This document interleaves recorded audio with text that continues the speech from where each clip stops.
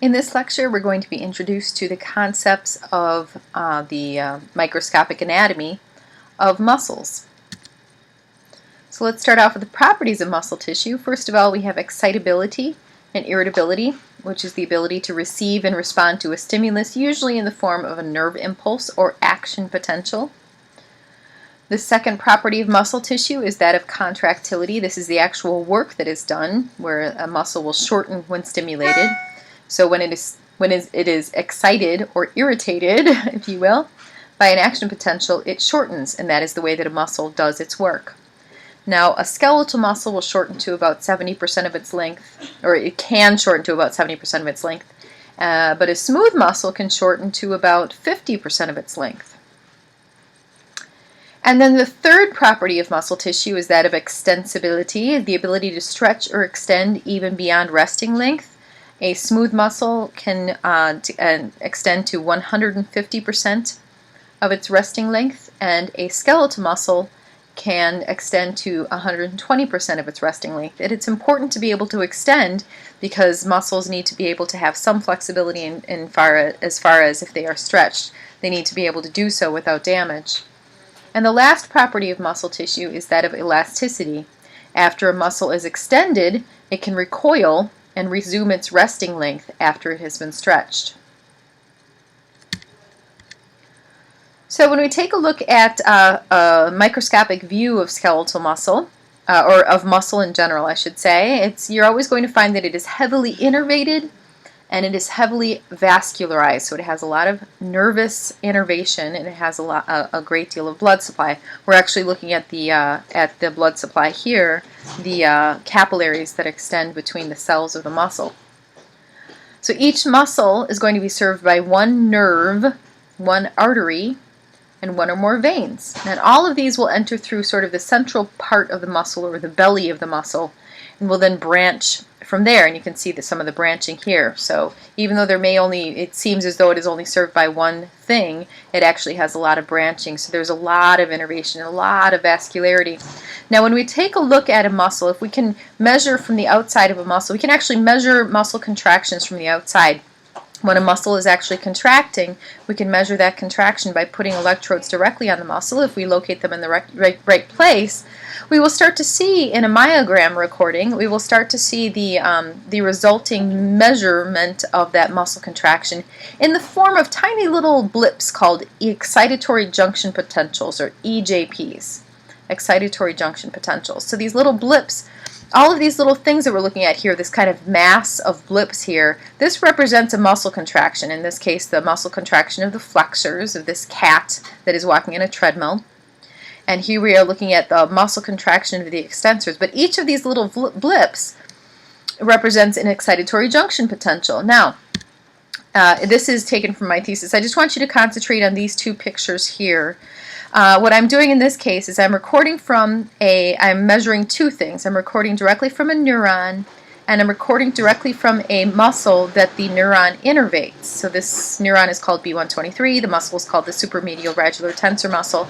And what you'll notice is that when the neuron experiences action potentials, the muscle immediately experiences EJPs and immediately experiences these excitatory junction potentials. And you can see that when we do a really close, a very, very fast time course. In other words, we speed up the recording to the point where we can actually look very, very closely at these things. What you'll notice is that each time you see an action potential, it's followed immediately by an excitatory junction potential. Action potential, EJP. Action potential, EJP. And since the latency is so small, it's only a 13 millisecond latency, that means that these action potentials are actually causing these EJPs. So this is very good evidence that this neuron does innervate this muscle and cause the contraction of this muscle. But if you notice here in this recording up here, so these action potentials are causing these EJPs. What's causing these EJPs? Well, it turns out that there are several neurons that innervate this particular muscle, because these EJPs had to be caused by something. You cannot have an EJP without some sort of stimulation. So usually this is going to be in the form of an action potential, but of course you can stimulate these things externally too. However, when we're talking about endogenous physiology, we are talking about an action potential, causing an EJP. You cannot have a muscle contraction. I'm telling you at a cellular level, kind of the point of this is that you cannot have an action potential, or you cannot have a muscle contraction without without some kind of neural innervation into the muscle. You cannot have a muscle contraction unless a neuron is innervating the muscle. Usually, several neurons innervate the muscle, as we're showing in this picture here. So how is it? We already said that only one nerve innervates a muscle, but it turns out that a nerve contains many nerve cells or many neurons. So this is an important differentiation. I think it's very important to differentiate the two. We have nerves. Here we are looking at, sorry, this is blurry, but I just pulled this offline. This is one nerve here. This is coming directly from the spinal cord, and it's innervating this particular muscle right here. This nerve, what you'll notice is that this nerve actually contains, there's going to be dozens or hundreds of neurons inside of here, but we're only showing 2 here to show you that you can have several neurons inside of one nerve. Yes, only one nerve innervates this muscle. However, inside of the nerve, there may be many neurons that actually innervate different muscle fibers within the muscle. So only one nerve only one nerve enters the muscle, but that branching of the nervous tissue comes from all the different neurons that are inside of there. Okay, so I hope that I made that point clear enough. I hope so. Okay, let's talk terminology here. What we're looking at in this picture is a full muscle. The muscle is made almost entirely of protein. And we're going to talk about in depth exactly what those proteins actually are at a microscopic level. But you can actually see, all this redness in the muscle, that's all protein. And you should know, but we're not specifically discussing these in class, but you should know that there are connective tissue sheaths that kind of hold everything together and kind of bundle everything together. There's epimysium or epimysium that covers the entire muscle. There's perimysium that covers the a fascicle, and then there is endomysium that will cover a muscle fiber. So, what is a muscle fiber? A muscle fiber is the cell itself that comprises smooth and skeletal muscle tissue. These are very long cells. They can be somewhere around 12 to 15 inches long. That's an incredibly long cell, so elongated cell. Fascicles will be groups of muscle fibers. So if you're looking in this picture, this fascicle here contains, something around 20 muscle fibers. And then you'll notice that the entire muscle contains a number of fascicles, something around 100 or 200 fascicles. And when you're cutting into a piece of meat, those granulations that you see or little fibers that you see in there are not actually muscle fibers. Those would be the fascicles. So you could actually see fascicles with the naked eye. You can't really see muscle fibers, I don't think, with the naked eye, but you can see fascicles for sure. Okay, the terms myo and mys, let's go to this picture here. You'll see the words myo and the terms mys. Oftentimes you'll see these connected with muscles. Myo and mys both mean mouse-like, because the first time we actually started to observe muscles contracting, it looked like little mice scurrying underneath of the skin. And so that's how the terms myo and mys in Latin came to be associated with muscles. And then sarco is another term that you'll see. Sarco literally translates as flesh. So sarco, myo, and mys are always denoting something to do with muscles. Okay, so what we're looking at in this picture is a real nice picture of the sarcolemma. The sarcolemma is the plasma membrane that surrounds the outside of muscle fibers. However, this is a plasma membrane that is special because, as we suggested early in the properties of muscle tissues, they are able to respond to action potentials. And it is the sarcolemma itself that is special and that allows the muscle fiber to be charged. So the sarcolemma has special features, which we'll talk about next week. The sarcolemma has special features that allow it to be charged and respond to these action potentials. Sarcoplasm is not actually in this picture, or is not labeled in this picture, but the sarcoplasm is all the stuff inside of the cell, outside of the organelles. And that's just like the cytoplasm in regular cells. However, the sarcoplasm is special in that it contains many glycosomes, which are little pockets of glucose, and much myoglobin, which is a little it's a protein that attaches oxygen. So plenty of glucose, plenty of oxygen. And what you'll notice here too, if you look closely, is that there are many mitochondria sticking through here. These mitochondria, along with the glucose and along with the oxygen, so the mitochondria, the glycosomes, and the myoglobin together, mean that the muscle fiber has plenty of access to a ready, excellent supply of ATP.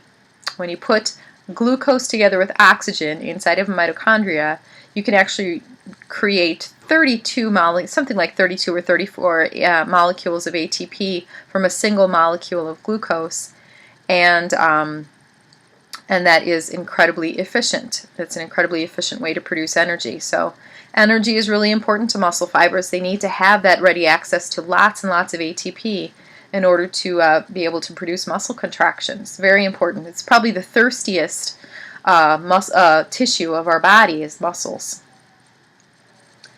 Okay, additionally inside of here, kind of an obvious thing inside of a muscle fiber is this larger rod called a myofibril. A myofibril is it's basically a bundle of proteins. It's a rod-like protein structure that runs parallel to the length of the fiber. As you'll notice, there's plenty of them in here. It takes up about 80% of the cell volume. It kind of pushes the nuclei and the mitochondria and all the other organelles to the side. There will be hundreds or thousands of these inside of one muscle fiber, and they just take up most of the space in there. Inside of a myofibril, you're going to find myofilaments, and if you look very closely, you'll be able to see some little dark stripes along the myofibril. These are some of the myofilaments. The myofilaments will be thick filaments made of myosin, and they will be thin filaments made of actin, and we'll cover those better or more in the next lecture. So myofibrils are these long rods of proteins, and inside of the myofibrils you will have myofilaments, which are thick filaments and thin filaments made of myosin and actin, respectively. All right. So speaking of proteins, then we talk about the shapes of these proteins, which again we'll talk about more in the next lecture. But proteins themselves, there's 20 different amino acids that comprise all of the proteins in our body. Some of these are polar, such as arginine. Some of these are nonpolar, such as alanine. And remember that nonpolar things are attracted to nonpolar things. Polar things are attracted to polar things. And so they will start to, if you have a string of nonpolar amino acids in a row on a protein, they will start to kind of bunch themselves together and start to take on a particular shape. Additionally, there are some amino acids that have unique proteins. This is cysteine, which is very special. There's this sulfur here. This is called a sulfide group down here at the bottom. And sulfides themselves are attracted to other sulfides. So if you have a cysteine, it will actually be searching out for other cysteines down the length of the amino acid chain. And as soon as it finds another cysteine, it'll probably try to form a cross bridge with it, and they'll form together to form what's called a disulfide bridge. And this is very special. This kind of forces the amino acid string to take on a particular shape. So why am I talking about all this stuff? Well, it turns out, it's time that we talk about the properties of proteins themselves. Proteins take on particular shapes, and it's the shape of the proteins that allow things to happen. In the previous chapters, in the previous week's lecture, we were talking about channels. Channels are proteins that are embedded in membranes, in cell membranes, and allow certain things to come in and out and change their configurations in certain instances and so on.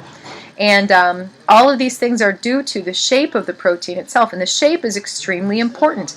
And the shape is determined by the amino acid structure within the protein. So shape is key to the function of proteins. And remember that proteins are key to the functionality of our bodies. All of our physiological functions come about because of proteins, and proteins need to be in the correct configuration in order to work properly. So remember, when we talk about DNA, it's transcribed into RNA. RNA is translated into amino acid sequences, and amino acid sequences then can fold themselves together into particular protein shapes. So if something goes wrong at the level of a gene, the protein itself may be misshapen, or it certainly will be slightly misshapen, But if that misshaping comes in a crucial point of the protein, for example, a place where sodium is supposed to be flowing through and it's no longer able to flow through, this protein will no longer be functional. So I guess the take-home message from this is that the shape of proteins is extremely important to their function, and that the shape of the proteins is determined by the amino acid sequence, and making sure that the amino acid sequence is appropriate is determined at the level of the gene.